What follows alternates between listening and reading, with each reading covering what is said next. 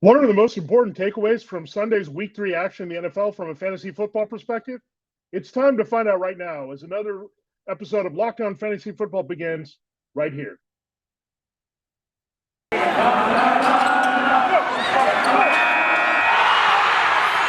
are Locked On Fantasy, your daily NFL fantasy podcast. Part of the Locked On Podcast Network, your team every day.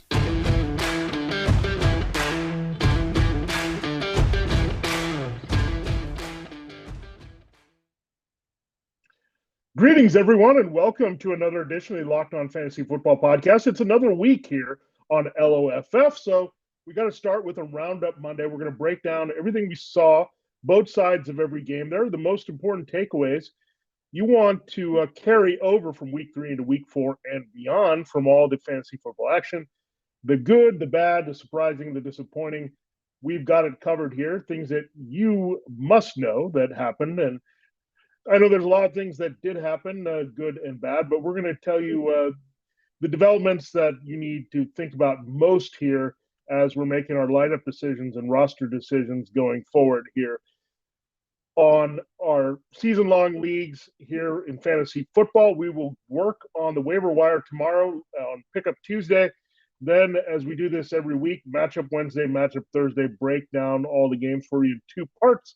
And then we close the week with a lineup Friday where we look at things from DFS, there are DraftKings and FanDuel, as well as injury updates, and look at what we learned from TNF. It's time to look at what we learned on Sunday, and let's dive right into it. A lot of game action there. So we'll get through all 14 games there of week number 3, Sunday action. Let's start with the Washington-Buffalo game.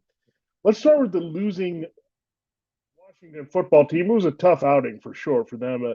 But Antonio Gibson redeemed his day with the long touchdown reception there against the Bills. Pretty tough matchup. He comes through. So for those of us who were worried about J.D. McKissic, Gibson still got the good volume in a tougher matchup.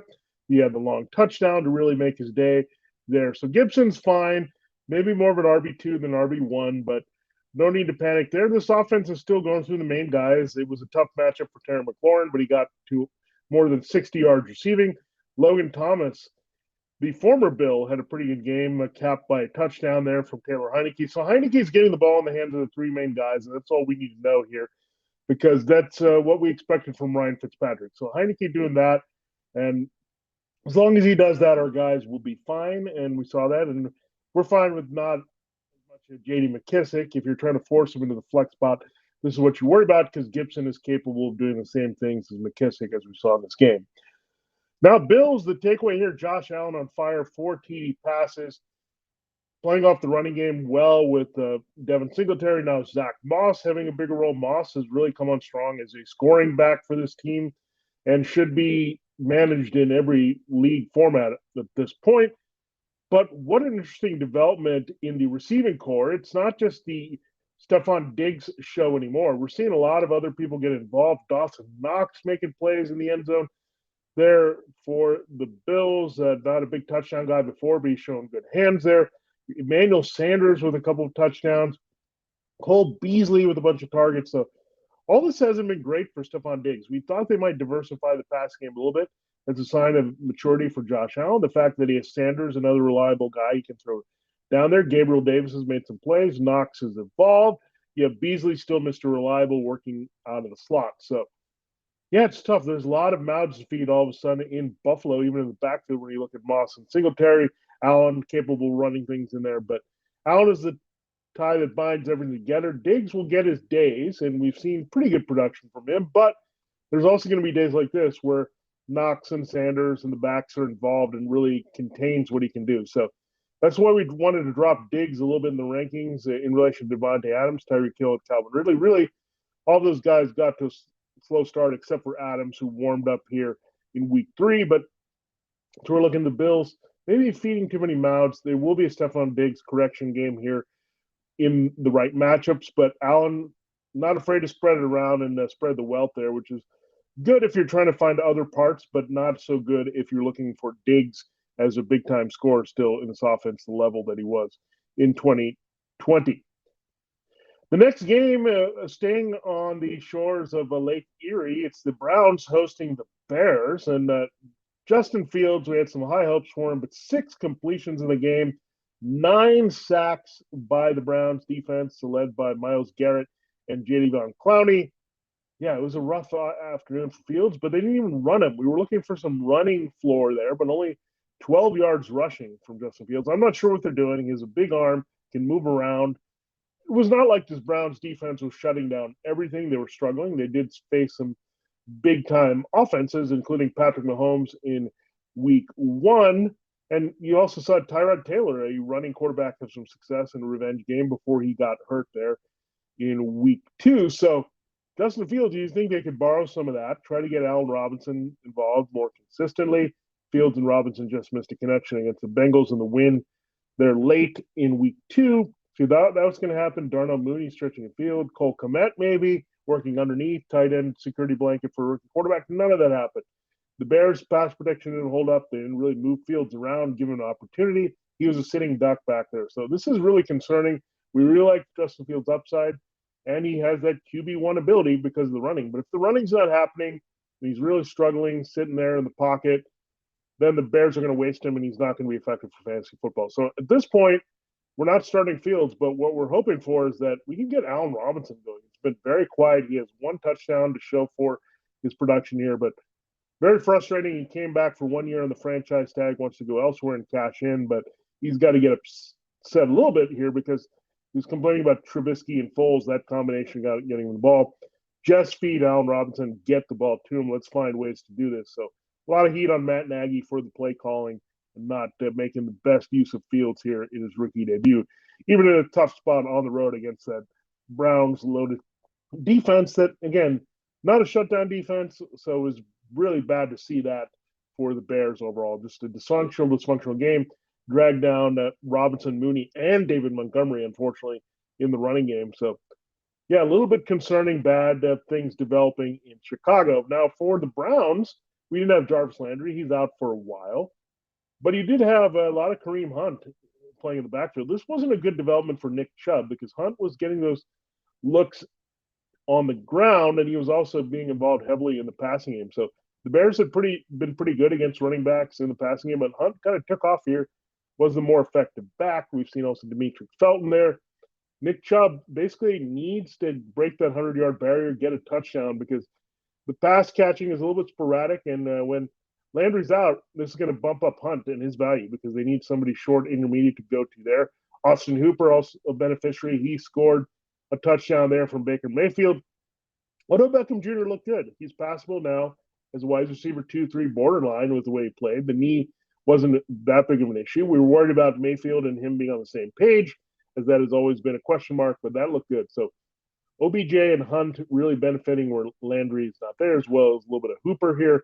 But Chubb with Hunt cutting into his role a little bit more is not a good development there. And hopefully Nick Chubb will have a big rebound game, score a couple touchdowns and all that. Then you can maybe move him after that for some good value. Kareem Hunt looking like a steady RB2/flex all season long.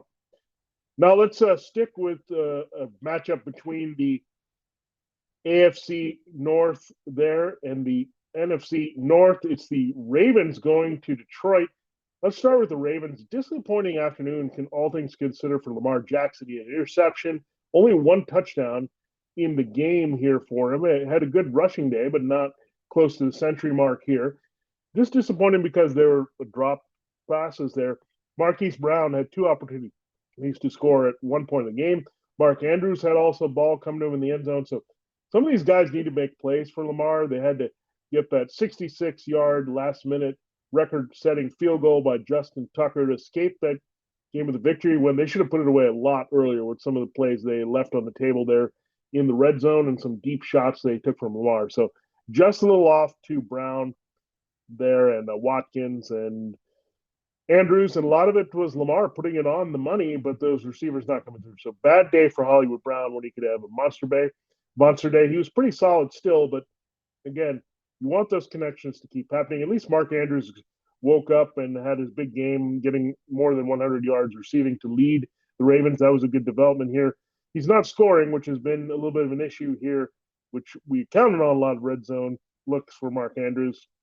He's got to be involved consistently in the passing game, treated like a number one target there, along with Hollywood Brown. We did see that in this game. So good development there. The running backs didn't get a lot of juice to get loose here. The Lions played pretty well to contain them. So, yeah, so no defense that you're going to just say, here's the defense we can light up and do everything we want. The Ravens still needed to offensively execute, and it did not happen to the games we were expecting there in week 3. Now, the Lions, they have a very good offensive line. Penei Sewell, the first-round pick, has played really well for them up front as part of their rebuild. So their offensive line looks pretty good with Taylor Decker and him up front and really controlling the action there. So that's really helped the running backs. DeAndre Swift getting it done with good volume on the ground, and then definitely in the receiving game with their limitations there without Tyrell Williams. They're down to looking at Quintez Cephas as their best target.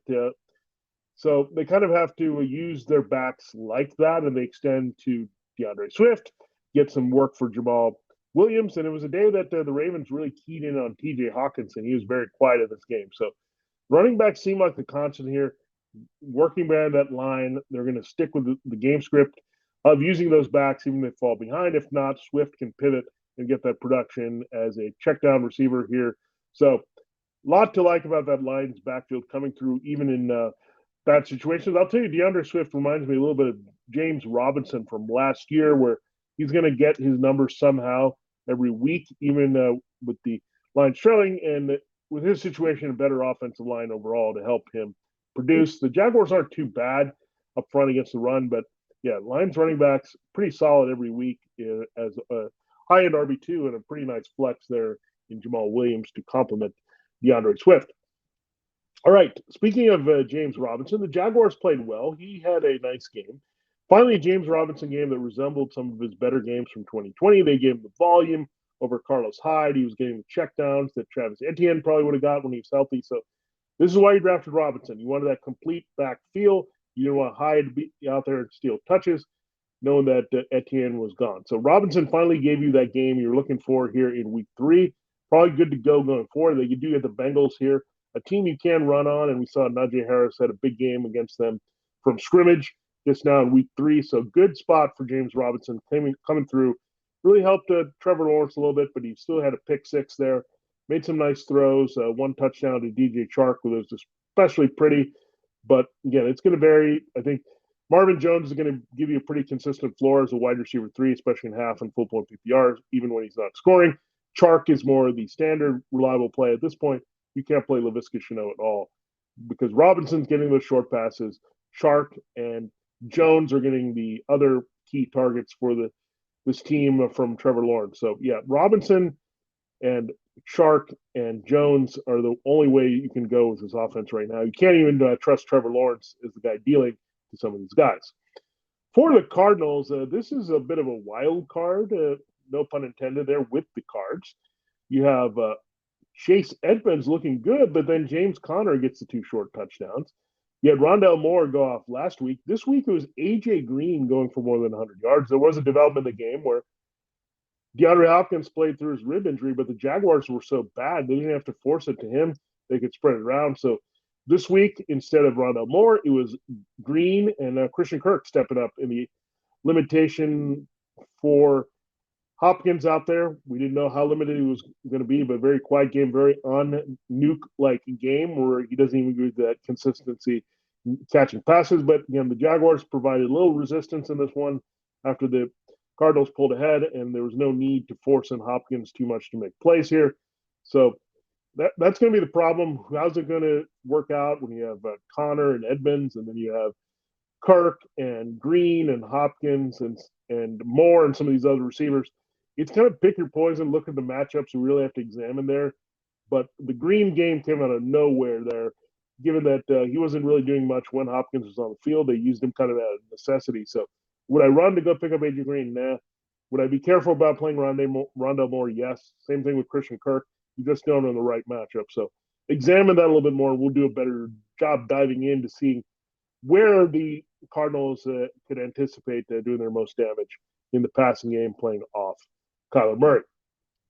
Hey, fantasy football fans, this is Vinnie Iyer with an incredible app everyone who buys gas needs to know about. It's called Get Upside. My listeners are making up to 25 cents for every gallon of gas every time they fill up. Just download the free Get Upside app in the App Store or Google Play right now. Use the promo code Touchdown and get a bonus 25 cents per gallon on your first fill up. That's 50 cents cash back.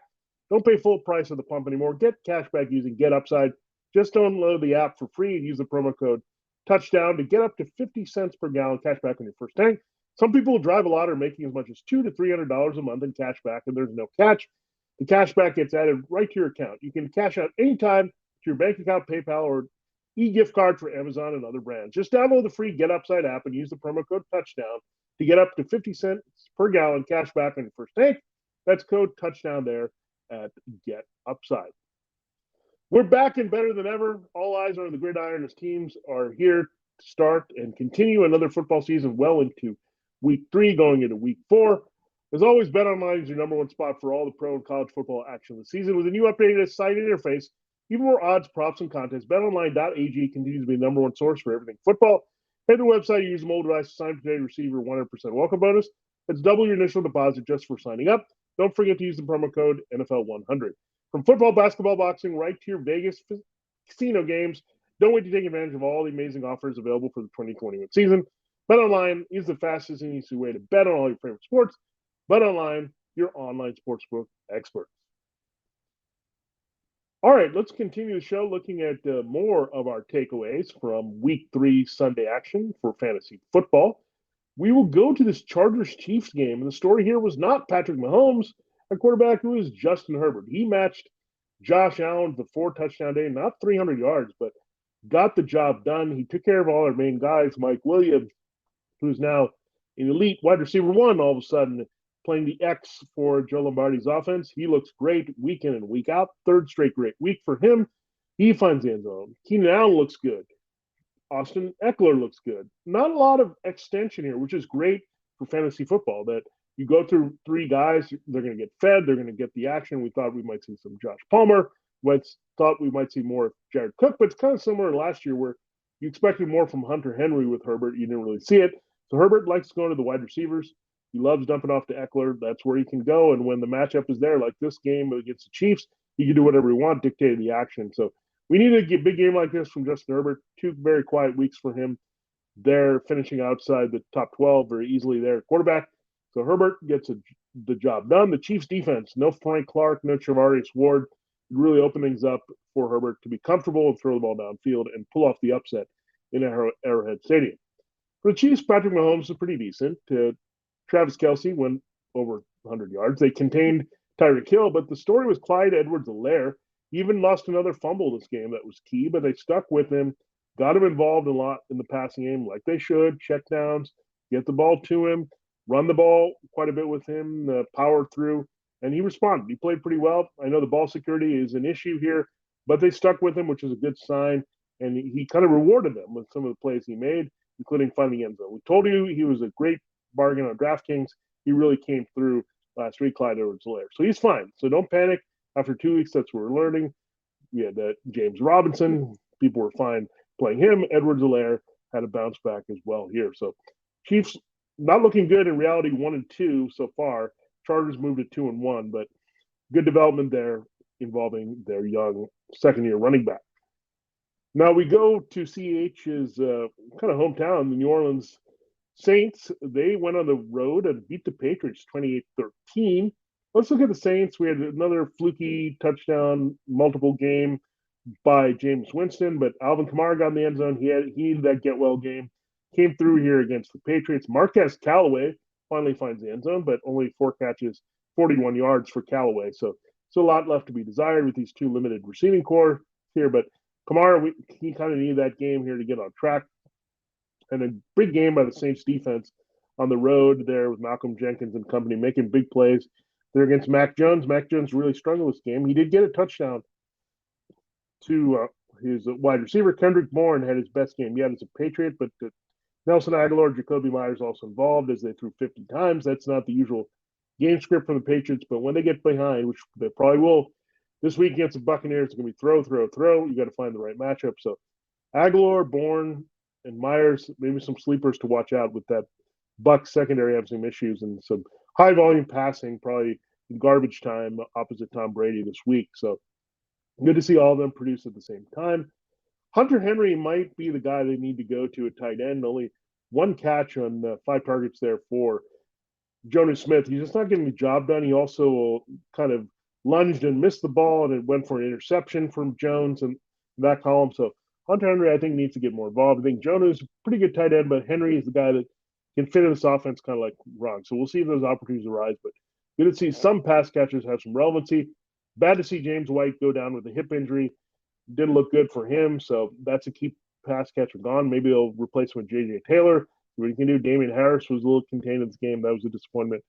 But the Saints were in control of the game, and it forced Jones to throw off, and that's what we got. All right, the next game is another team from the NFC South. It is the Falcons. They go out on the road and beat the Giants. So the Giants fall to 0-3. The Falcons get to 1-2. Cordarrelle Patterson show continues. He was the guy that they trusted in the rushing attack in key spots ahead of Mike Davis. He also was their leading receiver ahead of Calvin Ridley. So this is getting crazy. But Cordarrelle Patterson is for real in the way that the Falcons use him. So we have enough evidence that Arthur Smith is going to get him involved. They're short on that third playmaker, especially with Russell Gage on the shelf. It was also interesting to see Olamide Zaccheaus to get involved here behind Ridley and the tight end Kyle Pitts. Pitts started really slow, but came on in the second half to have a pretty decent game here. So still kind of feeling their way through this offense. It was not like they lit up the Giants here. But Patterson, however we slice it for the first 3 games, he's a key part of what they were trying to do. We can week out. Saquon Barkley, we know, is going to be integral to the Giants, and maybe even more so now. He has his breakout game, has a good game from scrimmage, gets in the end zone. We knew he was going to be quite healthier, have the extra layoff between week 2 and week 3, having played on Thursday night. You saw that, the fresh legs. At the same time, you saw 2 more receivers that go down with hamstrings. Remember, Kenny Galladay and Kadarius Toney had hamstring issues in training camp. Well, Sterling Shepard and Darius Slayton had hamstring injuries in this game. So really hard to keep this core together. Shepard has had a lot of durability issues throughout his career, so that was the concern here. But it led it to a very quiet day for Daniel Jones. The matchup looked great. This is why you have to be careful. He's still Daniel Jones. You can go with a better, reliable quarterback in a tougher matchup. That's often the way to go versus forcing a guy like Jones for very limited return here. So, and Jones will Jones, and the Giants are not helping him. But maybe now it's pivoting more to Saquon for everyone who took him in the first round. Let's go to Cincinnati and Pittsburgh as the next game. Najee Harris, we'll start with him. Check down central. Target after short target from Ben Roethlisberger, racked up the yards that way, and the catches, also was involved in the ground. He is their main man, and he's really their best source to move the ball at this point with Ben Roethlisberger's arm falling off. Chase Claypool, nearly 100-yard game. You had Juju Smith-Schuster ruled out early, which is a bummer, and that hurts Ben Roethlisberger. You also had no Deontay Johnson with his knee injury suiting up for the game. So it lined up well for Najee Harris there to be busy along with Chase Claypool. And we saw the changing of guard at tight end. Pat Freeman, the Penn State product, looks legit. Had a short touchdown. Not a lot of involvement there, but they're going to try to maybe use him short to intermediate wise, I think, going forward. Because, again, the Steelers clearly can't push the ball downfield, and we're not sure out of necessity they might need him with the status there of Johnson and Juju Smith-Schuster up in the air for week 4 and beyond. Let's go to the Bengals. They have a new triplet situation here. Tyler Boyd looked pretty good. He got in the end zone, did some work. There was no T. Higgins with the shoulder injury, so Jamar Chase 8. He had 2 touchdowns here. Big game for Chase. You had Joe Mixon have another solid game. Joe Burrow getting the ball to Chase. So they really did a number on the Steelers defense here that struggled. They were on the field. They had some injuries. Bengals didn't score a ton, but they got the job done with what they needed. So, again, the Bengals win the game. Steelers defense is a team that you can target to play, but how about teams that are playing the Steelers offense that are good for streaming defense as well? The Bengals would have got you solid points. By the way, the Bengals team hosted Jaguars there in a short week here on Thursday night. So Bengals certainly have some appeal as a defense you can target this week, coming off 3 solid performances, one really nice one here against Roethlisberger, the sacks and takeaways. So you go in there to Trevor Lawrence hoping for much of the same. There were Trey Hendrickson, the former Saint, really balling out for them on the pass rush. Final game we'll get into this segment. We'll have 5 more in our final segment we'll talk about is the Indianapolis Colts and the Tennessee Titans. The Titans win here in control by 9. Let's look at the Colts. The only thing that really worked, you had a pretty good game from Michael Pittman Jr. in half-point PPR in full, if you look at it, with 6 catches over 60 yards. But Carson Wentz did play through his 2 ankle injuries. The problem is they didn't feed Jonathan Taylor enough. It was very limited. Nyheim Hines was the guy who found the end zone and had the bigger overall day than Taylor. So Taylor managers have the right to get frustrated. Frank Reich showed them that they were going to trust Taylor quite a bit last year, but Hines is getting a lot of looks here. The game scripts are not working out with the defense struggling. So all kinds of things going out of hand for the Colts. They're 0-3 right now. And maybe they're not using Taylor enough. That's why they're 0-3 as we sit here in as many weeks. Now, the Titans got going with Ryan Tannehill. It just had to be with different receivers. A.J. Brown got hurt there with a hamstring. We'll see what happens there with him. If he can return, Julio Jones might see that bigger role. But they also went to Nick Westbrook-Ikine to make a big play there. So a lot of checkdowns, little short passes, not necessarily the deep shots there as available to slowing down Julio Jones, and then A.J. Brown not available. So Tannehill improvised the job with his legs and his arms here to really produce a decent day overall, his best fantasy football game by far of the 2021 season. All right, we'll get into the last 5 games and the most important takeaways there, but we got to tell you more about DirecTV Stream. Does this sound familiar? You've got one device that lets you catch the game live, another that lets you stream your favorite shows. You're watching sports highlights on your phone. You've got your neighbor's best friends logging for the good stuff. Well, I want to tell you about a simple way to get all that entertainment you love without a hassle, and great way to finally get your TV together. It's called DirecTV Stream. It brings your live TV and on-demand favorites together like never before, so you can watch your favorite sports, movies, and shows all in one place. That means no more juggling remotes and no need to buy another device ever again. And the best part, there's no annual contract. So get rid of the clutter and the confusion and get your TV together with DirecTV Stream. You can learn more at directtv.com. That's directtv.com for DirecTV Stream. Remember, compatible device is required. The content varies by package. All right, we also like to tell you about Built Bar here. There's a limited time flavor that you must check out for Built Bar. That's cookie dough chunk. And we told you there's always some special Built Bar flavors. There's also some great core flavors at Built Bar. There are 9 original delicious flavors: coconut, caramel, almond, cherry, raspberry, mint brownie, peanut butter brownie, double chocolate, salted caramel. There's something for everyone. The only way to find out what your flavor is, and it might very well be the cookie dough chunk. Any of the bars are excellent from Built Bar. Get a mix box where you get 2 each of 9 flavors. Most of the flavors have 17 grams protein, only 130 calories, only 4 grams sugar, only 4 grams net carbs. Other flavors, 18 grams protein, up to 180 calories, only 5 grams sugar, and 5 grams net carbs. They're best tasting, the Built Bar flavors are, but they're also healthy for you. 9 amazing core flavors, all tasty, all healthy. And look out for those special flavors right now. Get in on cookie dough chunk. Go to BuiltBar.com, use the promo code LOCK15. You'll get 15% off your first order. Use the promo code LOCK15 for 15% off at BuiltBar.com. All right, we're down to looking at our final 5 games. We're in the late afternoon window here, and we'll go through Sunday Night Football. The Jets and Broncos.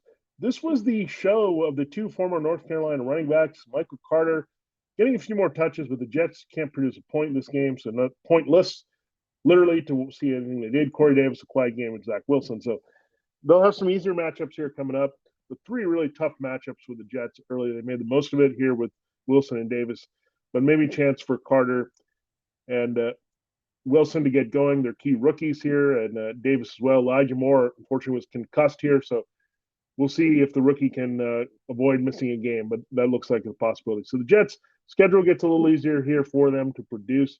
So looking forward to that with the Falcons and Titans coming up. So that's good news here for them. That might open things up for Wilson to be a little bit more productive after what we saw early in the season. So Carter looks like he's slowly taking over this backfield. It's still about Wilson to Davis. They'll get it going at some point again in better matchups. For the Broncos, Tim Patrick looks like the man here over Cortland Sutton that's consistently involved there for Teddy Bridgewater. We knew that. Replacing Jerry Jeudy, it keeps coming to fruition. He's the leading receiver and found a good game overall. Teddy Bridgewater ran. There was not a lot of end zone love there because he had Melvin Gordon and Javonte Williams, the other rookie from North Carolina, running pretty well in this game. So Williams finally got into the end zone, but still was a clear split between him and Gordon. Gordon also scored in this game. So, yeah, the Broncos, again, it's really tough to trust their passing offense. There just wasn't anything that Teddy Bridgewater needed to do. His best production came on the ground here because the Jets simply were not moving the ball or doing anything that prompted to put him in the air. And actually, the Jets' secondary and pass rush has overachieved and played better than we expected this season as well. So keep that in mind. Then there was the wild one in Las Vegas. The Raiders outlast the Dolphins in overtime. They had a little bit back and forth there. The Dolphins had a touchdown 2-point conversion that Jacoby Brissett had to figure out and complete at the end of regulation to even make this happen. Let's start with them. A lot of dinking and dunking from Jacoby Brissett. He was doing the running as well. Myles Gaskin looked good, but they involved Malcolm Brown as well, so a little bit piecemealing there. Just when you thought it would be Jalen Waddle, Devontae Parker, and Will Fuller, they involved Mike Gesicki. So a lot of short passes to Waddle, a lot of short passes to Mike Gesicki, just check down after check down, short passes from Jacoby Brissett. That's been his MO wherever he's been. He's not a guy that likes to push the ball downfield, conservative, can run a little bit, feed into the running game, and throw it to the intermediate routes, and that's what we saw exactly out of this quarterback here. So Brissett is going to be a dinker-dunker, that type of quarterback, so that could actually help Gesicki, where they have to kind of force themselves in the short or intermediate kind of passing game with their backs and tight ends versus forcing the ball downfield when you don't have that same ability here with Brissett or that same desire as he's trying to help them win games. But right now they're 1-2. Didn't quite work in this game as the Raiders and Derek Carr still had the last laugh here. Peyton Barber looked really good. We saw Kenny Drake maybe have a role, but Barber was the guy who took off in this great matchup against the Dolphins rushing attack. So Barber comes through off the scrap heap, just what they needed there. With Josh Jacobs still on the shelf, maybe Barber can keep being productive. Derek Carr, big volume in the passing game, getting him done to his main guys, Hunter Renfrow and Brian Edwards and Henry Ruggs. So more involvement from the wide receivers, maybe a little bit more disappointment from Darren Waller. So something we're going to have to watch. But I think all wide receivers have their spots, more so Renfrow in PPR leagues. Deep, Ruggs more in standard leagues as a wide receiver 3 also. So, yeah, the Raiders, we want to invest more in them, but hard to see week in and week out. The game script was also pretty favorable for Peyton Barber. This one is the Raiders played from ahead for most of the game until overtime. So that helped. They were not joking about Barber being the guy in the backfield there on the early downs of power, and he certainly got all those key touches over Kenyon Drake. All right, let's go and stay out west and go to the Rams. Now, there's the Matthew Stafford Cooper Kupp show. Kupp is now the highest scoring receiver in fantasy football. Why wouldn't he? He makes big play after big play after big play. Long touchdowns, short touchdowns. He's getting it done. He did that in this game.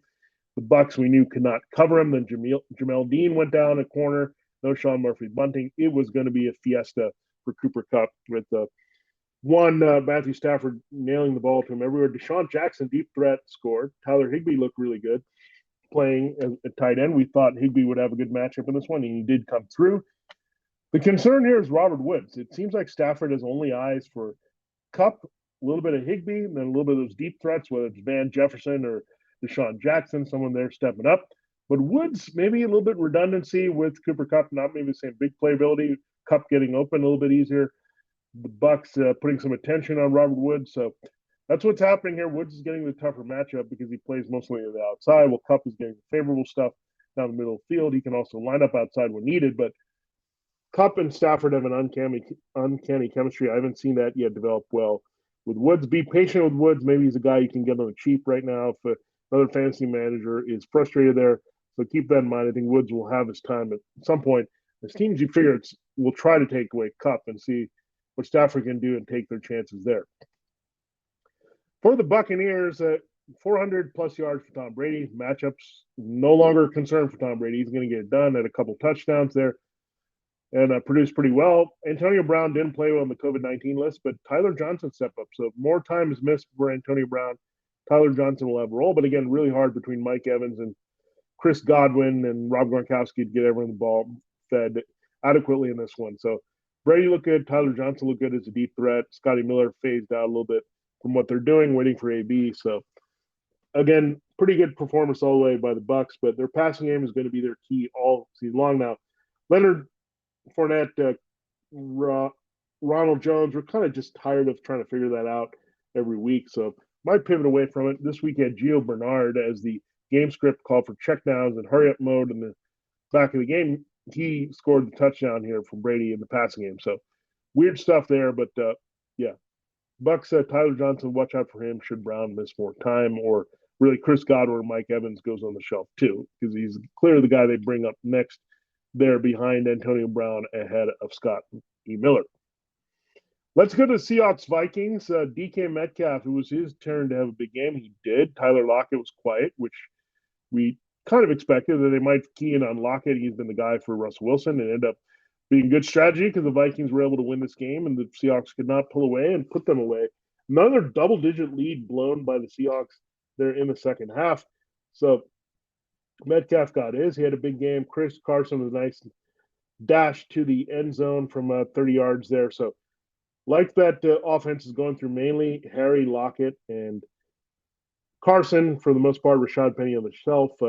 Freddie Swain made a few plays here, the third wide receiver, but again, it's going to be Russ to Metcalf to Lockett there. It's not as predictable as it is last season, but they certainly have kind of a rhythm to their offense here with Shane Waldron, and it involves fewer guys. Now, the Vikings are pretty nice that way as well, with fewer guys. Kirk Cousins, another big game to duel Russell Wilson. You look at his weapons, another touchdown for Adam Thielen, but Justin Jefferson, monster receiving day. You also had a little bit of KJ Osborne, but they pivoted more back to the tight end and threw to Tyler Conklin. That's coming on a little bit for this team. So very interesting combination of receivers. They've used 11 personnel. They've used the 12 personnel with the two tight ends. Jefferson and Cousins, Thielen, Cousins getting it done every week. Dalvin Cook did not play. Alexander Mattison looked great there as a handcuff, going for more than 110 yards in this game. So good overall for Madison. He was disappointing last year in a short handcuff stint for Cook.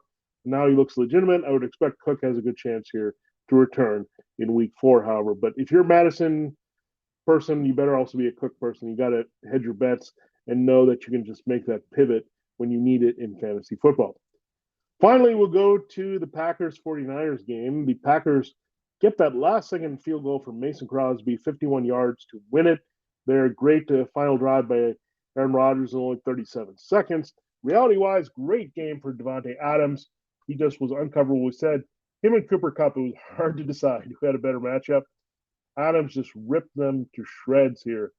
Big target volume, double-digit catches, touchdown that was easy, avoided a major injury. So all the good things that happened with Devontae Adams happened in this game. So great stuff there all around. They also opened up big playability again to Marquez Valdez-Scantling. He hits a home run ball here for a score. You also had Al Mazard make the early catch that set the tone there deep for the Packers. So good stuff all around for the Packers wide receivers. Aaron Rodgers is in sync with them, and that's what we see. Aaron Jones is just fine. He continues to do his thing, running, catching ball in the backfield, and scoring. So, yeah, it's also good the Packers don't have a lot of mouths to feed here, but if you're hurting at the right times when a defense can't slow things down over the top, MVS is not a bad play here if you can get that connection with Aaron Rodgers, and you certainly had that in this game. Not a lot of A.J. Dillon for any standalone volume behind Aaron Jones there in this win, but good win, gritty win by the Packers, getting it done against the depleted 49ers defense on the road, so to speak. Now, the 49ers running backs, Trey Sermon scored, but he was rather underwhelming with 10 carries for 31 yards. He had one catch that went nowhere. So not a lot of production there for your rookie third-round pick. We anticipated him having a big role here with Elijah Mitchell hurt. Now Mitchell could return from the shoulder injury next week. We know JaMychal Hasty's on IR with the ankle. Raheem Mostert's not coming back with the knee injury. So they were kind of really stuck maybe until Jeff Wilson comes to maybe try to adapt from that. But Sermon, I don't know how happy they were. It's not like he missed pass protection or fumbled or anything like that. Just was an ineffective running game overall, and that might say something more about the matchup where the 49ers were manhandled up front by the Packers. So something to keep in mind there. But we'll see how it splits between Sermon and Mitchell, should Mitchell be able to return here in week number 4 there for the 49ers. But Trey Lance, a little bit of wrinkle. He helps. He got Trey Sermon in the end zone. Jimmy Garoppolo looked pretty good here, getting George Kittle the ball downfield. Brandon Ayuk had a nice rebound game. Deebo Samuel a little bit quieter, but now they're back to what you thought they were going to be as an offense, getting the ball in the hands of Kittle, Ayuk, and Samuel, and running the ball when needed in the zone blocking scheme for Kyle Shanahan there in the 49ers. So right now, I would feel a little bit okay about Sermon being RB2 flex. If you're really desperate, I think I'd drop him more to flex going forward. Mitchell will have to see. That's a tough injury to come back from a running back as a shoulder.